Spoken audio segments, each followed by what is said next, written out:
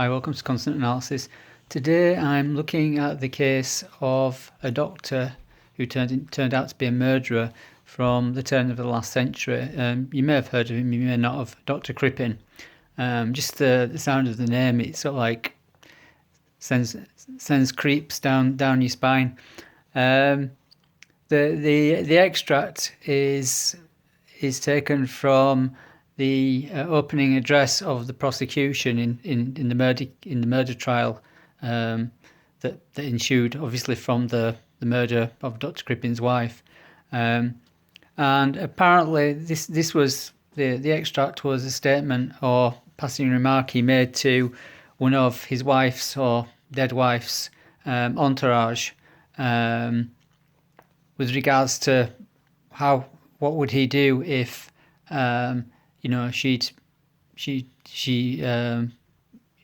became further ill, or something happened to her as a result of her being ill, because at that particular moment in time she was actually in an illness. She wasn't feeling very well, and so Dr. Crippen replied to this woman from his wife's entourage that I shall want to change, and he was planning, or he made it appear that he was going to France. So it's a very short extract. I shall want to change, and but the yield is very good in terms of how it matches up with the narrative of what actually happened, because what actually did happen was Dr. Crippen. Well, there's various theories. There's two theories. Did he murder his wife, or was it like manslaughter? Did he? Because he was a druggist, he was a doctor, and he also made pharmaceuticals as well. So was it that he gave her an overdose accidentally, or did he do it accidentally on purpose? And what I would say is, looking at this analysis, he actually did it on purpose, and that will come out as we proceed through it. So my interpretation of the analysis is that the subject did murder his wife, so that he could live with a woman who he deeply loved, but he felt some remorse for his action. So as we go into the comments, one of the features of this particular case was that he didn't really love his wife, and she was like domineering. He was portrayed as, at least if you look in the link, in the report, which is in the description below, he was like a mild-mannered, unassuming, mouse of a man that just basically slaved away and worked. He was very intelligent. Obviously, he was a druggist or a doctor from America that had come to, make his way in the UK, and so he was intelligent, very intelligent, highly intelligent, methodical, clever. And basically he was married to this woman who just dominated the house finances, and he never saw any of it. So there wasn't any love there. But there was somebody that he did love, and that comes out in the analysis as well. So with regards to comments, I'll just move on to the comments now. Ambivalence. This is something that comes across in the analysis with regards to Crippen himself. And it's something which I certainly felt myself when I was looking at when I was actually going through the analyses and I was going through the various markers. And it sort of like happened in stages. So it's like I was, how should I say? I started off with one unhappy feeling, and then that just cascaded, and it kept mutating and changing as I was going through the analysis. And at the end of it, I was just left feeling, really sick. And every time I think about it now, I do feel sickness in my stomach. So none of it was good. And what was surprising about it is that it was such a short extract, and you would not think that such a short extract would elicit those types of feelings, especially from something that happened like over 100 years ago. But it did, it's uncanny. And it seems from the analysis that he himself felt the same thing. So I'll just go through that. Ambivalence. One of the markers present in the extract is for ambivalence, i.e. holding two contradictory feelings at the same time. On performing this analysis, I too experienced very mixed emotions, all of them not good. None of them were good. At first I felt sudden shock at the first reverse marker produced, which accurately explained what Dr. Crippen was trying to do.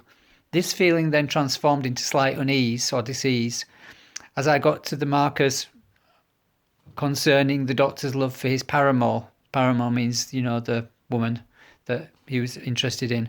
A twinge of empathy appeared.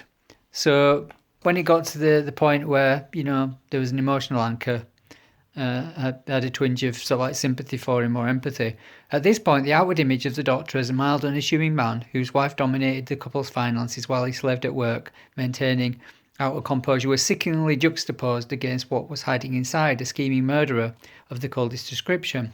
This made me feel creeped out, which it did, and the creepiness was added to all the other strange emotions. For a simple murder, it was the murderer inside that made me feel sick to the pit of my stomach, a sickness which I still feel now every time I think or write about the subject. So yeah, really, really weird feelings. Creepy. Crippen, creepy, yeah. So next comment is superciliousness. This is in the markers. And indeed, somebody saying, oh, I shall want to change. It does smack of superciliousness, being haughty and, being flippant. To carry on business and to hire by the day or to long for one's homeland. These are the only markers which occur twice in both analyses, the reverse and the forward analyses, because in this analysis I've done like two. I've scrubbed the consonants forwards and backwards because it's a short extract, so I just wanted to maximise the yield. If you don't know from my previous analysis or previous videos, a reverse and a forward, what I always do is I extract the consonants, leave the vowels. I don't deal with the vowels, and then what I do is I proceed to read the consonants forwards or backwards. Usually I do a backwards analysis because that sort of like shows underlying meaning, which I actually come on to in the comments, whereas a forward analysis gives the apparent meaning. And that certainly is the case with this particular extract. So to carry on business and to hire by the day to long from his homeland. So there's two themes which stayed with this man. One was at all costs carrying on business and keeping an outward appearance, making things seem usual. And then secondly, to be weary. So he's weary of the situation and he just wants to go home. Now, he was from America, so whether it means that or, in some cases I interpret that as being, just wants to stay at home or to go home homesick, which can mean your own home in your domicile country. So yeah, those two themes, they're parallel, in both analyses. There's with regards to, so let's move on to the next point. Lost. The marker about being lost in the forward analyses is shared with the analysis I performed on Virginia Roberts, the former master employed by Jeffrey Epstein, which I've just done two analyses based on her speech, and you'll find those in the videos. So she was like a 16-year-old, a waif stray. She was a runaway, and she had this. It's sort of juxtaposed feelings of haughtiness and arrogance with feeling lost. So it's like somebody's overcompensating for how they actually feel, for their feel of loss. It points to a diminished figure who in the final analysis is pitiful and emasculated, which he was. He was under the thumb basically, feeling that they have no place in this world. This description fits a man who was dominated in a loveless relationship. Moving on to point 6, the two analyses. So you remember I said I've got forwards and backward analyses. So this analysis is classic in that the forward analysis covers what is apparent in his behaviour, including the murder, while the backwards analysis details what was his mens rea or his intention and plan behind what he did, i.e. to marry a woman that he loved. So you do get that in the forward analysis. It's about what's happening, like the court case, and what happened.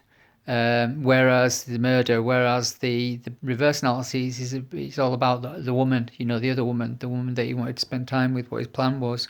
Point Point 7 in the comments. Dismemberment. In the forward analysis, I have placed a pseudo marker in square brackets.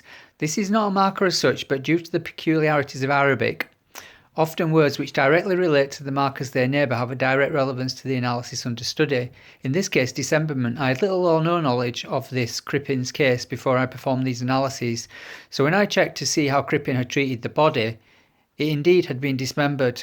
And as with the actual marker neighbouring the pseudo marker, the subject was splitting lengthwise, which I presume, although I am not sure, Crippen attacked the body. So he attacked the body by splitting it lengthwise. Now there was no skeleton, so it's like he's, drawn and quartered it, pulled out the skeleton, skinned it, pulled out the skeleton, and just chopped up the meat, or just left the meat basically. So the subject was splitting lengthwise, which I presume, although I'm not entirely sure, Crippen attacked the body. That's how he attacked the body. This is a fair assumption to make, given that he apparently skinned the body. Also, something a murderer would not normally be expected in advance of the fact to do. So yeah, that was something that came out. How he actually, I didn't know, but when I looked at the word with regards to dealing with the cadaver, it matched his MO. And I only found that that's how I became alerted to researching that and actually finding out that's indeed how he actually dealt with the body, which is unusual. Somebody might murder somebody, but they don't go to the extremes of skinning them and pulling out the skeleton. Rouge. This is another word which occurs in the markers. As this is an actual marker, it was about being colourful and, rouge, like as in a woman rouging her face. The only connection I can find between it and the events are that Crippen left his victim's body as little more than pieces of meat, which would have been red, I presume, from being infused with blood. Having said this, the meaning of to rouge aspect of the marker is normally used regarding a woman rouging her cheeks, unless this is what Crippen is sorrowfully remembering as the last thing that he paid attention to. Just as a side note, I looked into what happened. It was debated whether he overdosed his wife, purposely, or he did it by accident, because obviously he was a doctor, a pharmacist. Now, what it was, I actually looked up the drug. The actual generic name for it is hyoscine, and in the cases where it actually has an adverse effect, one of the more common effects, it's actually uncommon for normal dosages, but for abnormal dosages, one of the more common effects is tachycardia. Tachycardia is a rapid heartbeat, which may possibly cause somebody to be flushed in the face and in the cheeks, hence rouging. Number 9, just a side point. Marconi had invented radio, but it was not, people really, from what I remember reading about it, people really, didn't really bother with it much. However, this is the first time that radio was used to actually, it was the first time it was used, and it was actually used to, in this case, to actually capture Crippen. He was actually captured by radio transmission made from the ship that he was on to the place where he was going. And as a result, what happened was the Scotland Yard was there to actually greet Crippen, at the other end, basically. I think he was going to the US, but he was going via Canada, and at that time Canada was actually still a dominion. Well, I mean, it still is, it's still part of the British Empire, what we've got left of it. So, with regards to themes, the themes are slightly different for the reverse and the forward analysis, and they just give you like a potted overview of the markers if you don't want to read them. So for themes backwards, the markers one backwards, that is the analysis of him, of him wanting to spend time with this other woman. I've got crime, profiteering, these are the keywords: crime, profiteering, acquisition, harm, business, weariness, love, remorse, benevolence, deception, determination, disfigurement, and disgrace. And with regards to remorse, it comes out in the markers, it's as though he was slightly reticent for what he had to do, but not overly much. It doesn't come across a great deal. It's just when you read the markers, you just sort of like get that fleeting impression that he felt bad about it, which is good because it shows he wasn't a a psychopath. And Marcus forwards with regards to his current situation, his past situation, in terms of what people knew about and what he actually did. So we've got hopelessness, ease, dismemberment of a body, superciliousness, rouge, dispiritedness, waiting, disorientation, ambivalence, weariness, homesickness, and hope. So that's Dr. Crippen. He murdered his own wife. It seems, according to my research, that he did it, deliberately. And obviously he was hung. So that's all I have for you today. Thanks for watching. I hope you like the analysis. Remember to like, share, and subscribe. Have a great day, and stay out of mischief. And hope to see you in the next analysis.